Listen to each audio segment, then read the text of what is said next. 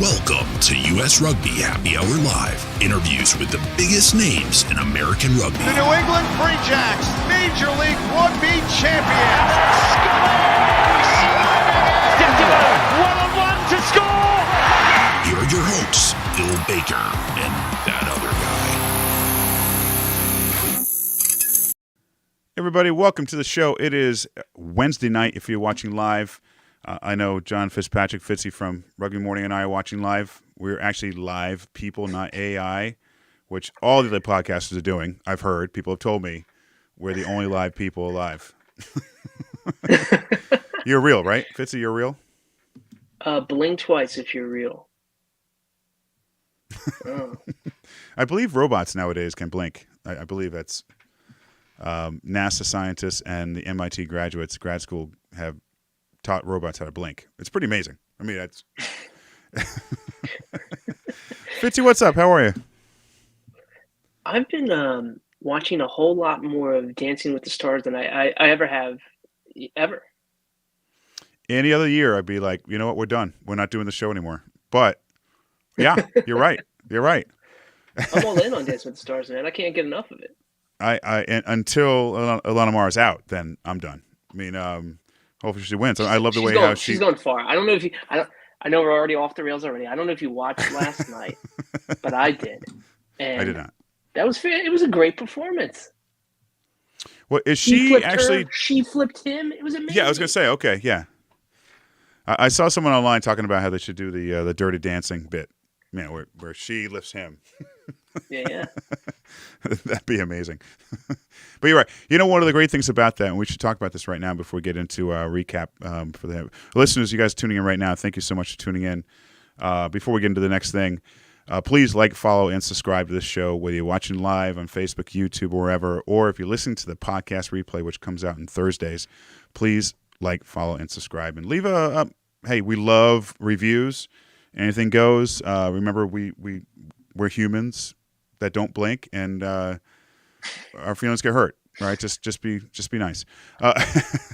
So, Fitzy, you're just talking about Ilana Mara. You know, one of the things with Dancing with the Stars and what Ilana Mara is doing during this whole Dancing with the Stars part of her life is she's posting about rugby online. Also, she's talking about the Rugby 101. She's talking about all this stuff.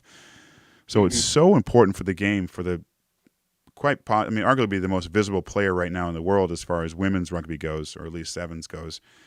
That's huge. I mean, it's got to bring in, I don't even know, I mean, maybe in 10, 20 years we'll know what metric is involved, what kind of data is involved of what her influence was in the game. But, I mean, that's pretty impressive. Yeah, the simple fact that, the judges, the announcers, the mainstream audience that's tuning in, are hearing the word rugby thrown around, on a primetime network, on a big network, right? Like, that's cool.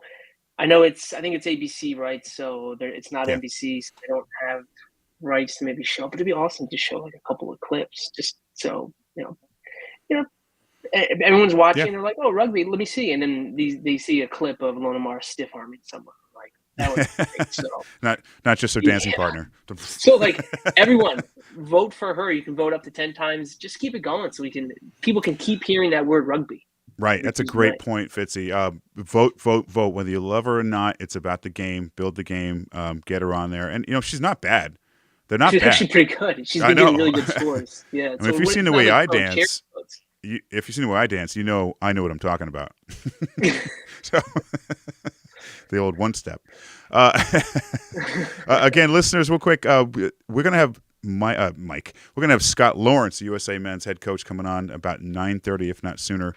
For the next 20 minutes or so, John Fitzpatrick of Rugby Morning and I of Eagles Overseas are going to be covering some of the latest news in USA Rugby, men's, women's, WER, MLR, etc. So stick with us, listen in, and if you have any questions, go ahead and drop into the chat. Well, we have no problems answering, reader mails. Do you have a dedication like the old Casey Kasem Top 100? We can do that too. If it's, you know who that is, right? I do actually. Guy. I recognize. Okay. Yeah. So with that said, Fitzy, let's go. Transistor radio. Transistor, yes, transistor. Yeah. AM? No, it was on FM, I believe. All right, jumping forward. Here we go. We got some stuff to talk about for the next 20 minutes here. Let's jump into USA Rugby men who are just fresh off their PNC performance. 1-3. The win against Canada, loss against Japan, Fiji, and Samoa. Fitz, consistency is a problem with this team over the years. When not disciplined, or when disciplined, they play very well. And you saw that against Fiji early on. They actually held the ball, no penalties, whatever else, and they were in that game for a long time. Same thing with Samoa. They had some difficulties. Japan was different. Japan, they had a lot of discipline issues, but it was just a day and night issue between Japan and Fiji in that game. What were your thoughts about some of those games? Yeah, I think it goes to show the more the guys can get together, 3-4 weeks at a time to play in competitions like this, it's going to elevate their game, right? No matter who is out there on the field, whether it's guys that are at the end of the cycle, guys who are in the middle, or new guys that are joining the cycle, the more they can get together and play, that's fantastic, right? Like 9-10 test matches a year, fantastic. More would be even better. So the simple fact that they're playing in the Pacific Nations Cup is great. Yeah, I mean, if you look just purely on the results, 1-3, some might say that's a little disappointing. They were in every game. There wasn't like one particular game where I felt like they were completely outclassed. Right. Others could quibble with that. They beat Canada. They have to beat Canada. But, I guess at a certain point, and we talked about this. When you ask Greg Peterson this, at some point, we want to see little curly W's next to the games, right? Like learning lessons and takeaways are great. And I know some people will be like, well, John, these matches don't really mean that much because, qualifying and all that, it's still a year away. So you want to get new players out there, and I totally get that. But players are out there wanting to win. So we want to start seeing wins, right? And I get it, trust the process, patience, and all that. But at a certain point, I think as fans, I think we, and media, if you will, we should start, ramping up the pressure a little bit. Elevating the expectations of saying, hey, look, like 19th in the world isn't good enough. And I think they know that. If we're not saying anything new. But maybe we got to start ratcheting up the pressure a little bit. And we can get on the players, we can get on the coaching staff or whatever, and like you just said, they're on the same page. They're tired of just growing. They're tired of just this and that. They want to start winning games. Like you said, Greg Peterson last week on the show. Listeners, if you haven't watched it yet, check it out. He was on our episode last. You can check out the podcast replay on any podcast player right now. But Greg was the same way. It was, Samoa was kind of I phrase it as a must-win game. That wasn't really the right way of saying it, but they were, they want to win. Greg's been around a long time. Some of these players have been around a long time. They're tired of these. What do you want to call it? The pat in the back kind of matches. Yeah, you lost, but you played pretty well. They're tired of that, and I'm hoping that maybe their reaction to not winning these games maybe rubs off on the younger guys like Mooneyham, Pono, these newer guys coming in now only have a few caps. Even Jama Schultz, who had a phenomenal PNC, if you ask me. I'm hoping that rubs off on them, where they're already saying, okay, we're tired of losing. I'm sure Greg Peterson 10 years ago, whatever, when we started playing, was tired of losing, but at one point we were definitely ranked higher. And speaking of those players, so let's talk about players specifically, Fitzy. I'm interested about, and later on we could talk with Scott Lawrence about this. I'm interested about AJ McGinty and David Anu'u, why they weren't available for these matches. I know he's been in camp. He's been playing in the top 14 from the very first game, 2 reserve spots in a starting role for them. He's also scored a try in his first game with Toulouse. McGinty started in their first premier match this past week, 4 points off the tee. I'm curious about those two. I'm hoping it's not because AJ had a tough summer and he just wants to break from USA Rugby, or the USA is moving on. I hope that's not the case. I hope it's just him getting ready for the premiership season, and we'll hopefully see him in November because there are 2 weeks there of the 3 matches that these guys will be released for international competition.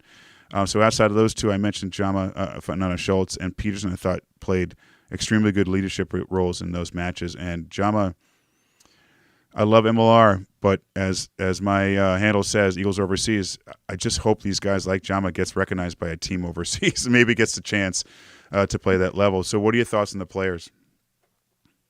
Yeah, I think for David Anu'u and AJ McGinty, I would say keep an eye on, but nothing to be worried about until November, right? If they're not available in November, then that's a different story. And then questions need to be asked about what is going on. But until then, we'll just note it and be optimistic about November. Greg Peterson thought played well, stalwart for them, says all the right things, as to be expected as a captain and just the level he's played at. I love what the men's Eagles do with Jamison Fondon Schultz, because in the MLR he was primarily playing flanker for Old Glory, and he's played 8-man. I think he's better as an 8-man, because then you can really get a full head of steam on him when he's running and just knocking dudes over. The guy runs like a bull, like a bull that just got branded, right? He's like, and boom, just knocking into dudes. I wish Old Glory would play him at 8. So Paul and Chris, if you're listening, please put him back at 8. I do like Latara Bavaro. He's played well at 8, but there's something about Jamma running with the ball at 8-man that I just like a lot. So I thought he looked healthy. He looked fit.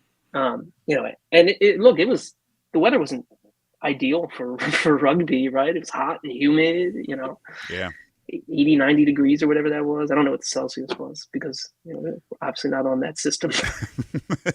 Start doing math. I'm glad you brought up the humidity. I don't know what the USA Eagles uniforms were made of, but they looked like they were soaked in sweat before the kickoff. They just were drenched. And that can't be the fabric. It looked like they were in satin. Or silk or something. I'm glad you brought that up. I feel like they need to fix that, because it didn't look the best. Yeah. I don't know. It didn't seem like the water was wicking off the way it should have. And it didn't show the last game, maybe game and a half, but there were times where the ball just slipped right through their hands because of how wet, how maybe the jerseys or hands, or how wet or humidity was so bad. But I mean, they're both teams are playing in the exact same humidity, so it's not like you can fault one team or the other. So let's talk about new caps. A number of new caps. Pono Davis, Toby Ficker, Sean McNulty, who's been named a number of times as possible getting caps. Cal Berkery's Santos out there. I don't think any of them looked like they were a fish out of water. I thought they all played really well.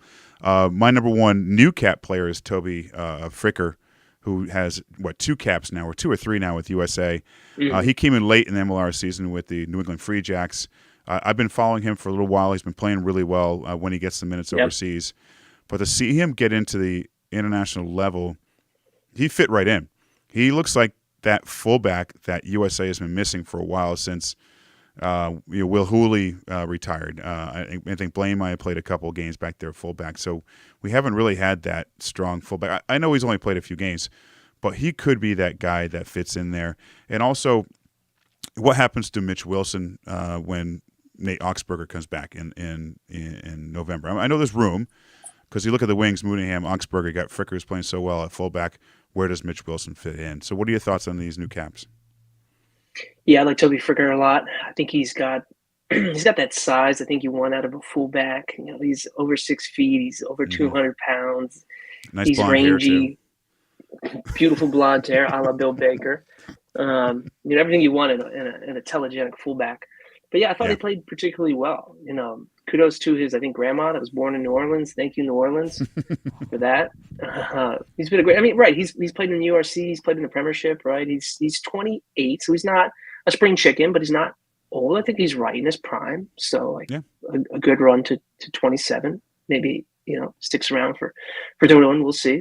One Rugby World Cup cycle at a time, though. But great addition. It's interesting. I've always been a big fan of Mitch Wilson. I think he just plays bigger than he is. I think. And he had a good tour, by the way. Yeah. Right. And I'm a small dude, so any dude that's 5'8", 5'9" out there playing international test rugby out on the wing, like him, Nate Osberger, like those are my boys, like for sure. But I feel like unless you're like a Colby who's 5'7", but was a rocket, who's world class speed out there. You kind of want a wing that's got a little more maybe size, like a Mooneyham, right? Yeah. So you mentioned, what happens with Mitch Wilson. He's obviously brings great leadership. He's a great locker room guy. He's played well, but there's other wings, right? Like Inafuti, right, from Seattle, traveling squad, right? Joey Mano, who his very first game as an Eagle scored a hat trick. I think that was against Brazil, or whatever that was. So there's wings around. I don't know where they fit. Maybe they just weren't available, or so like there's guys there. And I think we got to keep, and I'm sure they'll keep finding ways to bring them in, unless they're just not making the cut. Maybe they're just not ready. I don't know, but And there's others who could possibly be in there in November. You look like Malachi Estrada, who we talked to, I think that was last week or the week before. Malachi Isdale. Yeah. Yeah, Isdale, sorry. Estrada. Yeah. It's like, am I watching Chips? Malachi Isdale. He's another guy. Although he talked about playing center, Mooneyham's out of Seattle, so I can see him slotting in at wing, so he could be in. So there's. I would love to see him run out there in November. Why not? Throw him out there. He's a big dude too. Yeah. Well, I mean, why not?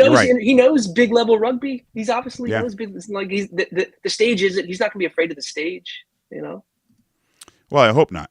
So. It's not like you and I running out there going, no, I'm good, and run back to the locker room. If I'm running out there, we're in a world of trouble.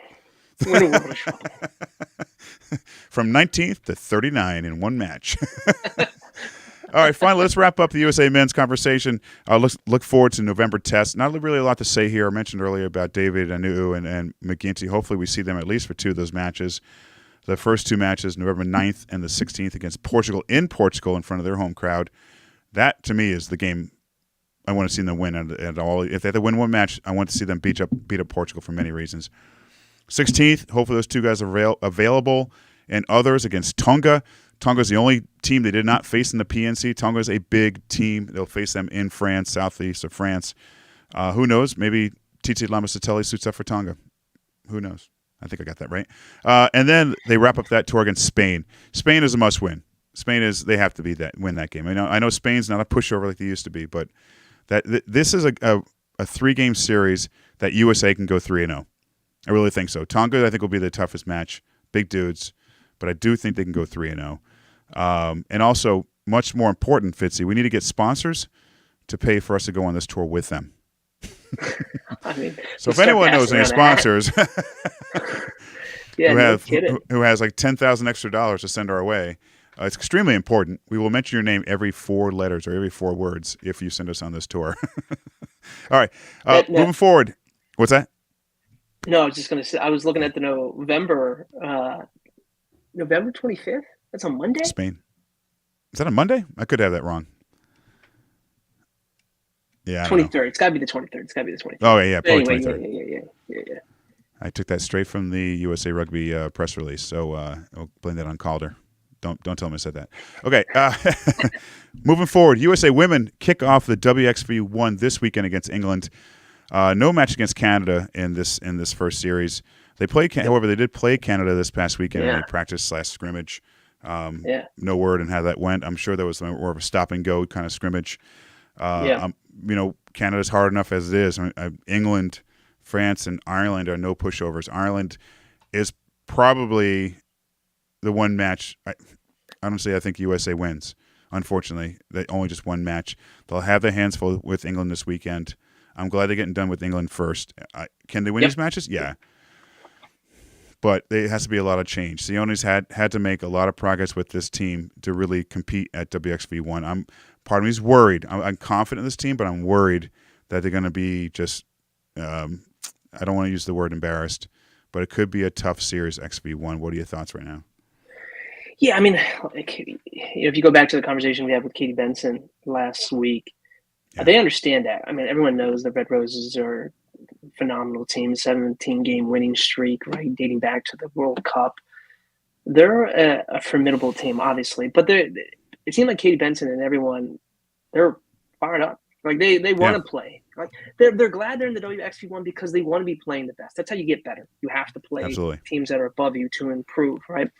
I think, England will be a difficult task to try and pull out a win there. Okay, then what are certain things you're looking for, improvements going into France, which will be a more competitive match, then going into a game against Ireland? They're one spot above the USA Women's Eagles. Mm-hmm. That should be extremely competitive match. That should be a game that USA, the Women's Eagles are circling as an, okay, you know what? This is going to be the one where we really push our chips in and go for it here. And heck, they could knock off France. But I think they're excited to be in the WXV1 because they've proven that they want to get up there. And if you want to get up to that, back into that top 4 or 5, you got to play the best. So I think I'm excited to see what's going to happen because they don't have they've already qualified for the Rugby World Cup. They can move things around a little bit. They've had a little more time together. I'm excited to see what's going to happen. 100%. And you're right. They have to play these teams. And I apologize. I'm looking up something really quick as we're sitting here, but they have to play them if they want to stay up. The same thing with USA men. They need to play these upper level teams to get even higher and learn much. I don't know what results need to happen from the stay in WXV one. I believe it's not finished in the bottom. So if honestly, I think either USA or Ireland will fit in the bottom of this table. I think it's so much more important to stay up instead of going up and being dropped down. I think it's just for confidence level. Okay, yeah, we did it again. Let's keep going. And as far as seeing progress in the team and strength and becoming a better team. Like you said, we talked to Katie Benson just last week about this, and she's excited about playing in these matches. She knows some of the players she's playing against. At least one of her Sale Sharks teammates is playing for England. Unfortunately, she would not admit to liking to hitting them harder because they're teammates, but but she was like she was really even keel with that. She didn't want to say, yeah, I want to kick their ass. She wanted to just beat them. But yeah, we're for those of you listening right now, Sione Fukafuka is planning on being on our show next Wednesday. So stay tuned for that because we definitely want to talk about the results against England and also the upcoming match against, I believe it's France. The following weekend, all up in British Columbia. So if any of you are in that area, Pacific Northwest, shoot on up there, go see a match, get up there. I mean, the more people in these matches at the fields, stadiums, the better. It just looks great on TV or Rugby Pass, whatever it's on right now. Actually, I haven't even looked that up if it's Rugby Pass. Rugby Pass. Yeah, it's on Rugby Pass TV. It is. Great. Great. Yep. It's free. Yeah, check it out. It's free. Free rugby is a great thing. Free anything is a great thing. I watched Venezuela versus Peru for a little bit today. There was South American Rugby World Cup 27 qualifiers going on. Venezuela was playing Peru, and then Colombia was playing Costa Rica. It was awesome. It was 11 in the morning. I'm like, yeah, why not? I got hit by a Colombian on Saturday, by the way. In those 3 minutes I was running around. He actually plays for Colombia, but anyway, don't worry about it. If you guys were listening before we went on air, there's a whole other story. Don't worry about it. I get into it. All right, let's move forward. Again, listeners, in about 6 minutes or so, Scott Lawrence, the USA Rugby men's head coach, will be joining us to talk about the PNC and the November series and more. Get your questions ready. You can drop them in the comments of the YouTube or Facebook feed, and we'll get them on. If you have any comments or questions now for us, if you want to talk about how great Fitzy looks, go ahead and drop that in there. He loves that kind of stuff. I know he is you are, well, hold on. Ego you are his enemy, number one fans. Yes. Ego is the enemy. enemy. Is the enemy. Okay.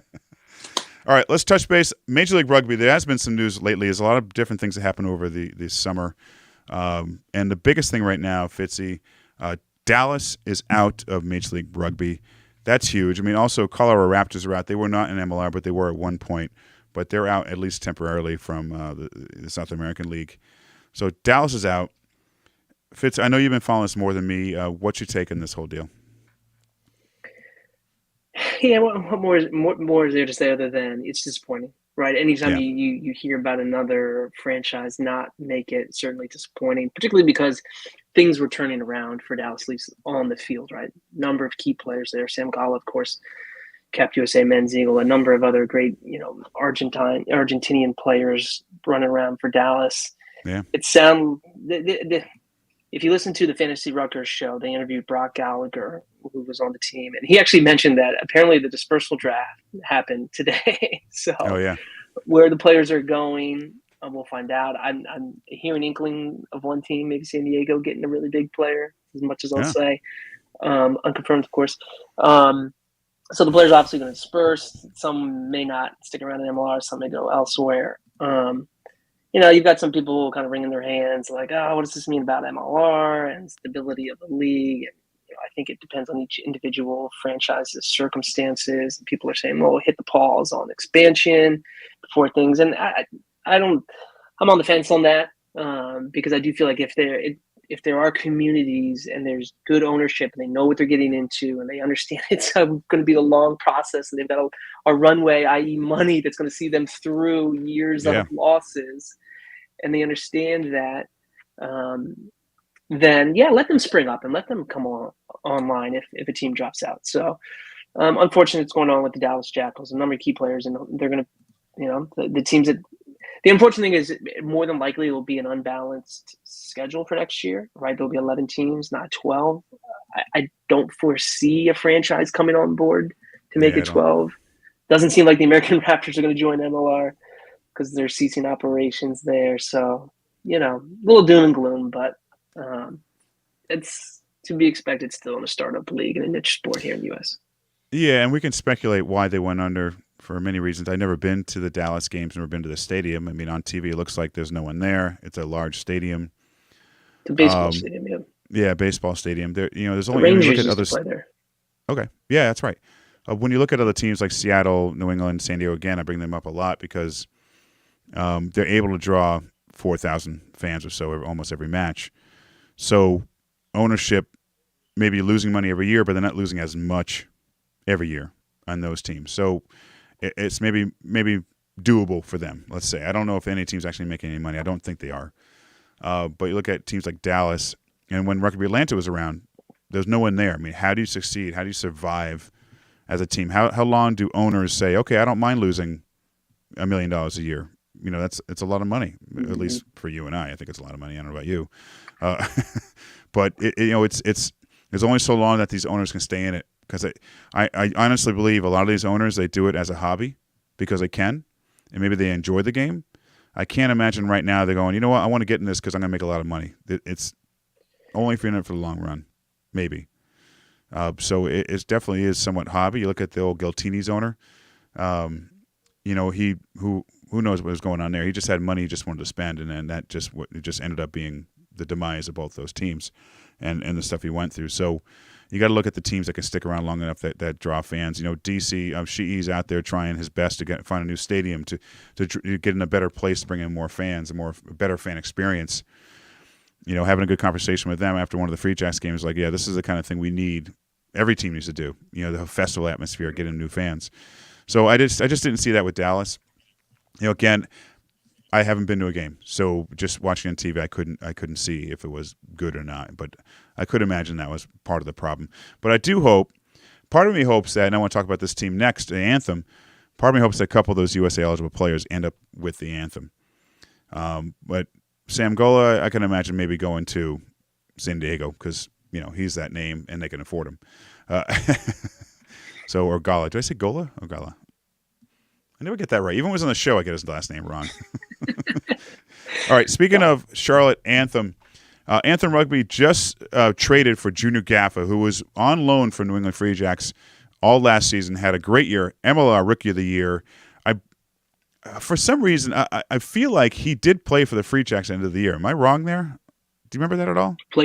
He never played for the Free Jacks, yeah. I just feel like he came back because, totally wrong. I could feel like he played in the playoffs or was on the roster, but it might be a different player on a different team. But either way, so the Free Jacks got a lot out of this deal for someone who didn't play for them, right? 2025 second-round draft pick, salary cap considerations of 25, international player slot for 26. And I think James Dealey wrote, I think the Free Jacks have like 5 picks, second-round picks, whatever, next year, which they'll trade. I'm sure they'll trade a lot of them off. So that's this. As good as this is for USA Rugby and for Junior Gaffa, who seem to fit in really well, and now he has Will Hooley out there. No, I'm sorry, not Willie. Mooneyham out there on the team as well, and they're getting more and more USA qualified or well-off players. I also expect New England to do more moves. I've been hearing some rumors about a couple of new moves that are coming up soon, some big signings. One of us we might know, but also they're going to be losing a player or two, which may not be a surprise, but could be more moves with the Anthem happening soon. They'll benefit all the players as well. So that's a good move. I do love what they're doing with the Anthem, and I think they're going to be great. Not great. I think it's going to be a great thing, and we're going to talk about Scott Lawrence about Anthem a little bit later also. But enough of Anthem. Let's talk a little more about Seattle. This is huge news, Fitzy. You ready for this? Seattle, best sports team in Seattle. Boom. Whoa. As People's Choice Award. People's Choice Award. They even beat the Seattle Sonics. They beat Supersonics. Sorry. Well, that's. So I went to one of their soccer matches, MLS the Kraken, matches. Actually, do you mean the Kraken? Because the Seattle Supersonics are. Well, They're still better than the Supersonics. There's no, Sean Kemp. There's no nothing Sean like Kemp, that on there. Detlef Schrempf. Yeah. Yeah. That's right. Gary Payton, the glove. Wow. Come on, baby. We're going way back. The glove. But yeah, I think that's big. I think this is obviously fans' choice voting for certain teams, and I think that this is just shows what the Seattle Seawolves are doing to push their team, to get people to know who their teams are. Right? I mean, you follow Seawolves; they're an exciting team to watch. I like the Seawolves. Yeah, they're a good squad. They got a number of good players. Got men's Eagles. They've got another one on the way, Malachi Isdale, or Estrada, as you like to call him. So. Got the Chips theme song in my head. I'm not going to sing it. Also, Fitzy, let's back up a second. We just talked about Junior Gaffer signing with or being traded to Anthem. Were there any other trades this summer that went over my head that you can talk about right now? Anything that comes off your mind? I think there's been a couple of players who are no longer in Major League Rugby. That's probably worth mentioning. Certainly, I think the biggest one is Mikey Taylor. Yeah, Mikey Taylor retired. No longer retired. But I mean, a lot of the moves, a lot of the player moves have been around Anthem, right? So like Connor Mooneyham is now with Anthem, right? We talked about that with Malachi Isdale about how he missed out being able to play with Connor, but it's going to work out for everyone. So that's an interesting move, something worth bringing up. Old Glory DC, they picked up Jason Emery from RFCLA. That was a trade with earlier. That was, I think, maybe in August or something like that. So I think that's an interesting pick for Old Glory DC there. A little dynamic center that's got a little utility, can play some other backline positions as well. So I hear Old Glory's got a kind of a big international signing or something they're going to be naming here in another week or two. Really? I speculated on some other shows on who the names were, and I think I'm completely off base. So I have no idea who the player is, but yeah. Well, I just got confirmation from our friend over at the Scrum of the Earth pod. Gaffa was with the team during the playoffs in the squad, but I don't think he played. He was definitely training with the team. Because I do remember him seeing him after one of the playoffs games. I was like, hey, what are you doing here? Yeah, but he was never on a match day 23 roster because I think, let's talk about coaches. New coaches have come into the league. New coaches have returned. Let's talk about San Diego Legion real quick. They got Dom Minetti, who's made a big name with the Australian men's and women's sevens programs, and also have won 3 Shoot Shield titles during his time in 15. So that's a big signing for San Diego. A pretty well-known coach and a successful coach on multiple levels. We'll see how he does losing those players like Mike Gitao. And he's got an older roster as well. Marcel Brocky's not getting any younger. Augie's with Chicago now. So Ryan Matthews is not there anymore also. So who's on that team right now? Hooley's not playing anymore. So Hooley might come out of retirement just to and then also in my backyard, Fitzy, again, the Free Jacks, we'll talk about them here for a second. You back-to-back champions, losing their head coach who went off to Edinburgh as their attack coach. Ryan Martin returns. He was a head coach in 2021. And then the attack coach for Melbourne Rebel Super Rugby team. And then the attack and backs coach for Japan League One side that featured Rugby World Cup winners Bonnie Barrett and Aaron Smith. I mean, he's been around some high-level athletes after leaving the Free Jacks, and now he's back with the Free Jacks. So this could be good for that team. And also, Chicago Hounds have brought in Chris Latham as their head coach. Are there any other teams without a head coach now, do you think of? LA, we still don't know who their new coach will be since Stephen Brett left the club. I think that's the only one at the moment that's a vacant position at the moment. So, Bill, there might still be a chance for you, man. If you want to slide your resume on over, you might have a shot. I'm only level 1 certified. Is that high? That's the highest, right? Level 1? True genius, certifications don't matter for a true genius rugby mind like yourself, Bill. Rules don't matter.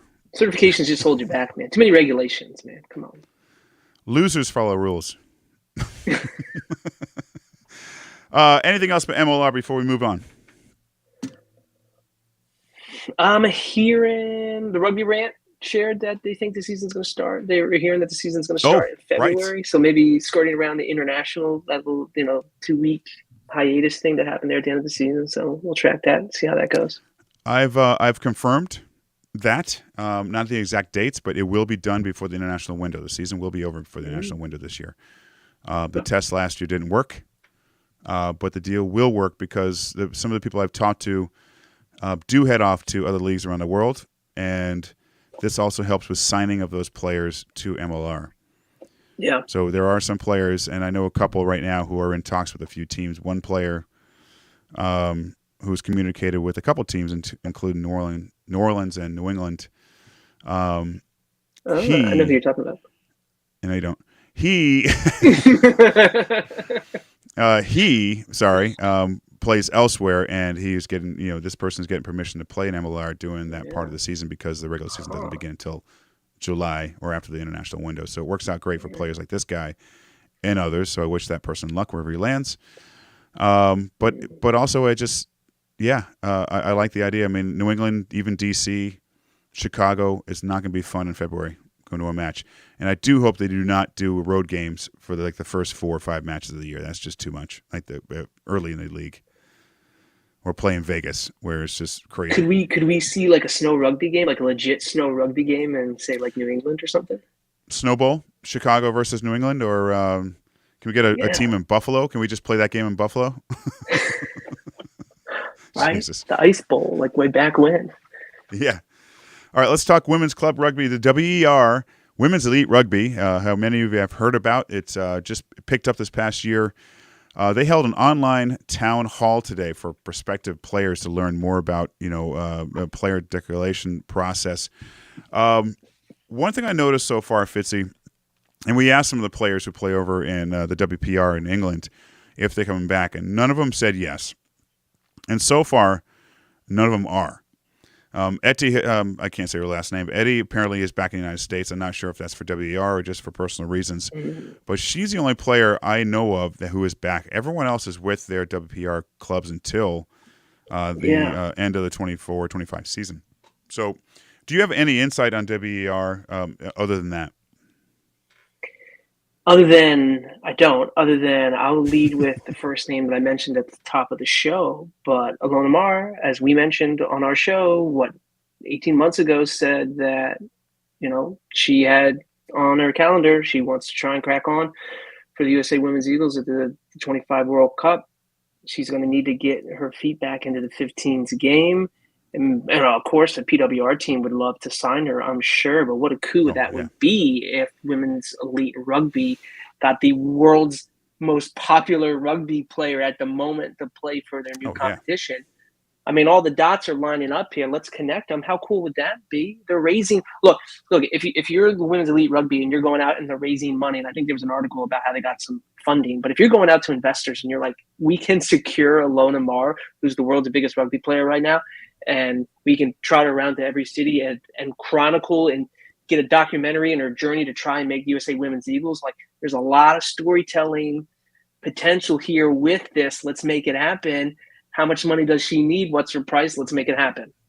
Let's go. Oh, yes, but that's not going to happen in WER. It just can't. I mean, I'd love it. She's from Vermont. Hopefully she would play for the Boston team just in my backyard. But why couldn't it? It's tough. The best league in the world, in my mind, is the WPR. That's where everyone else is. So if she's going to play and get that experience, it's going to be overseas.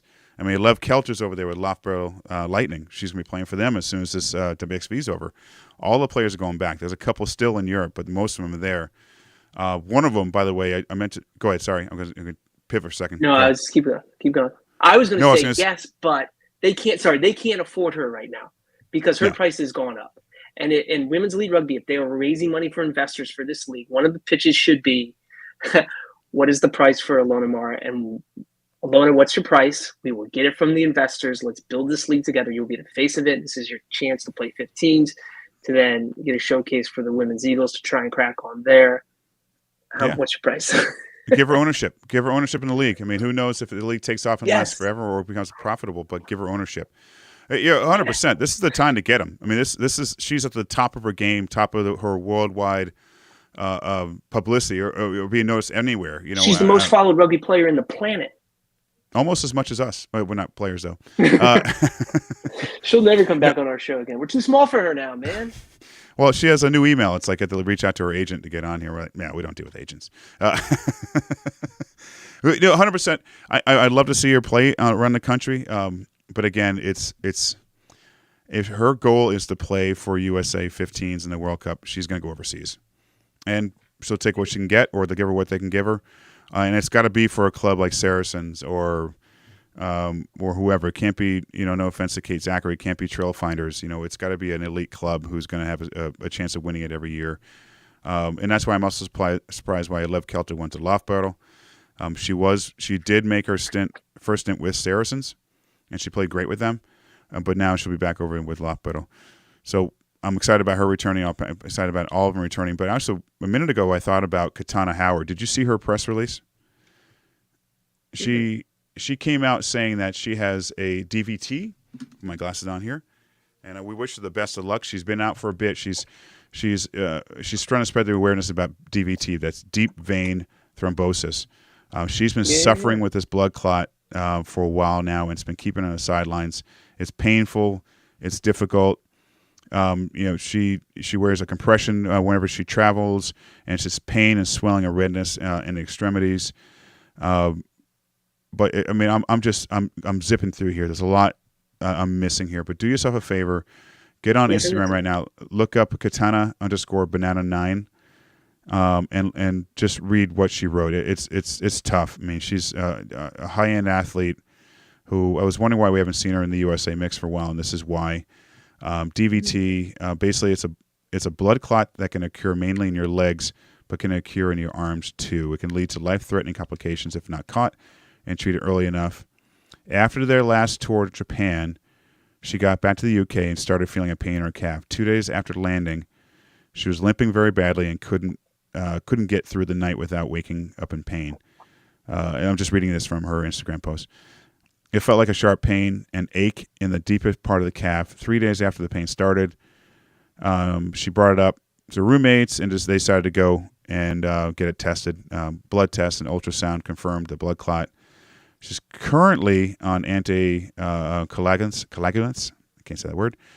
Which means she can't take any contact for at least 3 months now. She's out of the game for at least 3 months.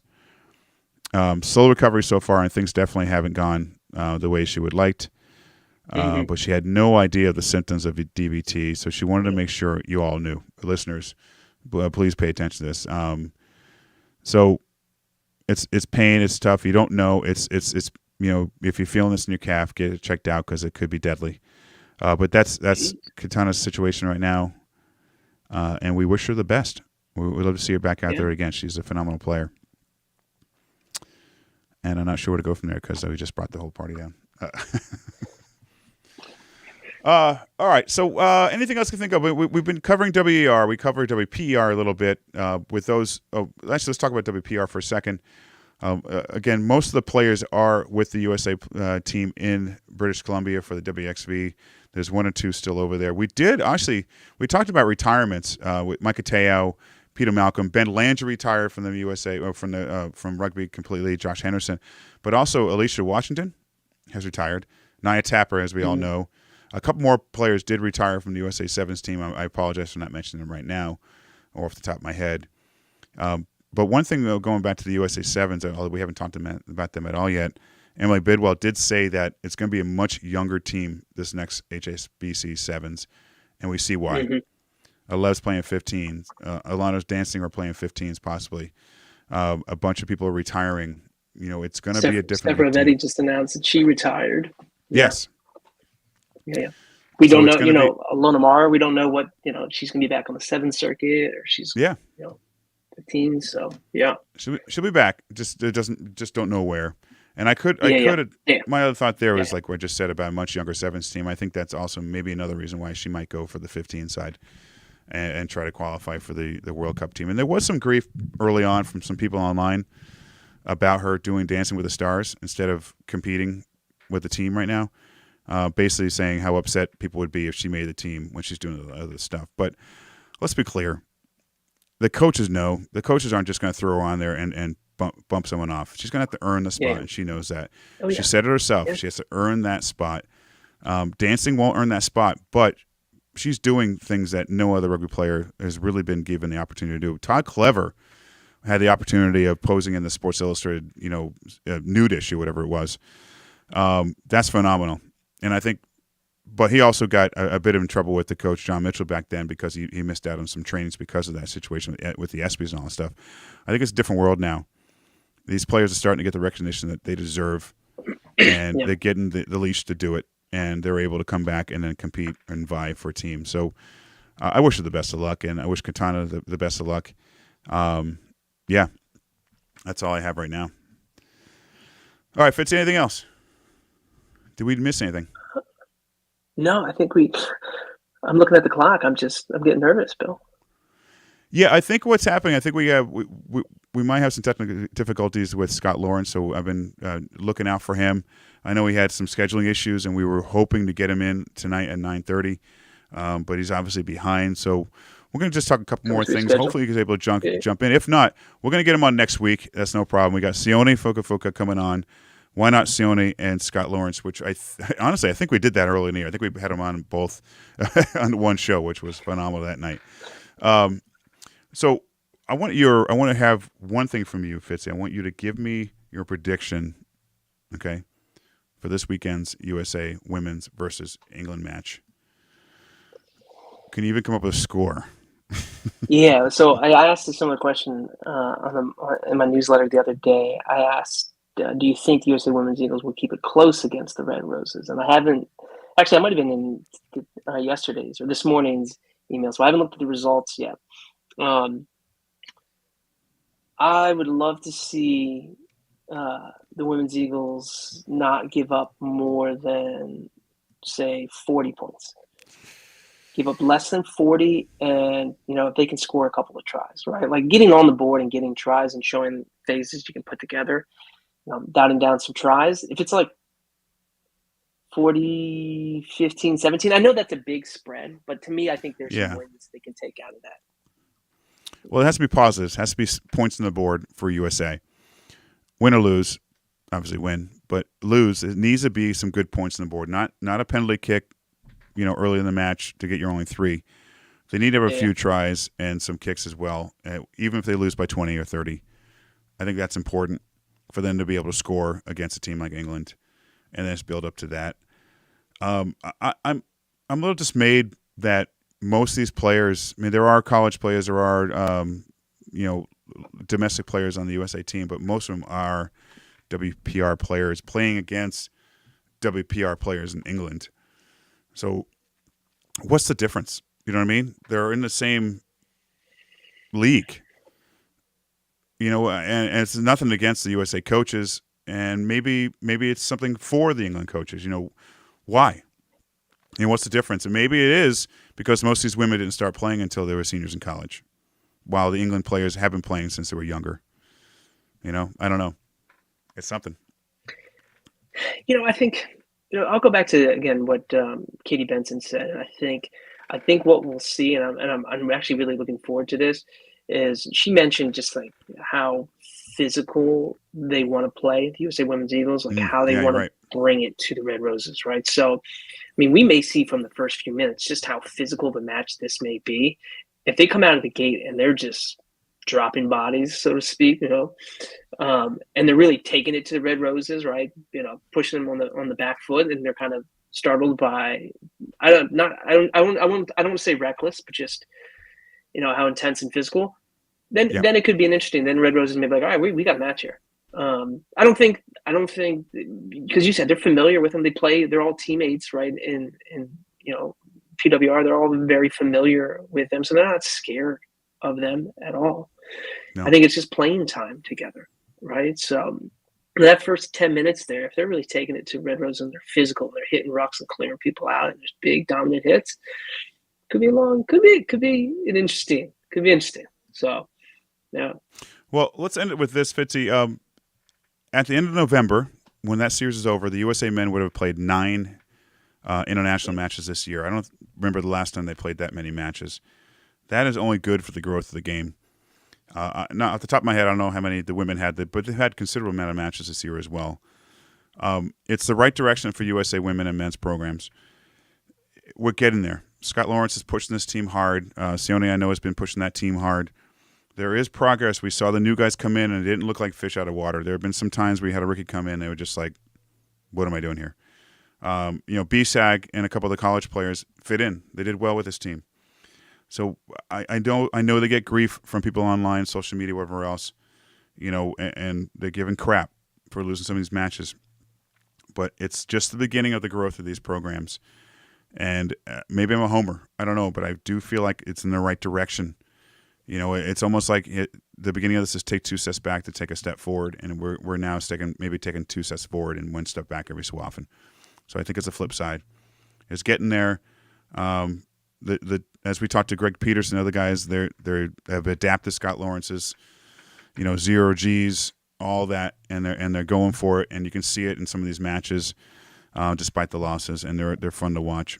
I'm going to actually watch that Samoa match again tomorrow. But they're in the right direction. All right, I'm excited. I'm excited for next year. I can't wait to see what this calendar comes out for those matches, and I'm very excited about this November series, and I'm very excited to find out who's going to sponsor us to go on this tour. One final point, though, for that November series, then. Yeah. Because obviously we know there's that balance between wanting to win, right? Of course, but then also new young players. I wouldn't mind if they take a chance and they throw a Malachi Isdale in there, or if they pick a few more guys off that USA U20 squad that competed in the World Rugby Trophy Series, right? That went to the championship game and lost to Scotland. But a guy like Keelan Farrell, who we've talked to before, Seth Smith, right? Guys from the Anthem like Braemar Murray, or there's a couple of Cal guys. Like, are there? And I know they're young. And you'd be like, well, why would you bring up a guy that young? Throw them in the fire, man. Let's see how they do. They're not going to be out there by themselves. Bring them in now. But bring them in. Like, let's try it. Throw them out there. Let's see how they do. Sink or swim, baby. If we're going to, bring them in, why not this series? Doesn't have to be all of them. Sprinkle a few more in there. Show them what it means to be an Eagle, how to compete, how to be a professional, how to put on that jersey and represent, and give them 15, 20 minutes and see how they do against, Portugal or Spain, or a Tonga. I don't know, man. Why not?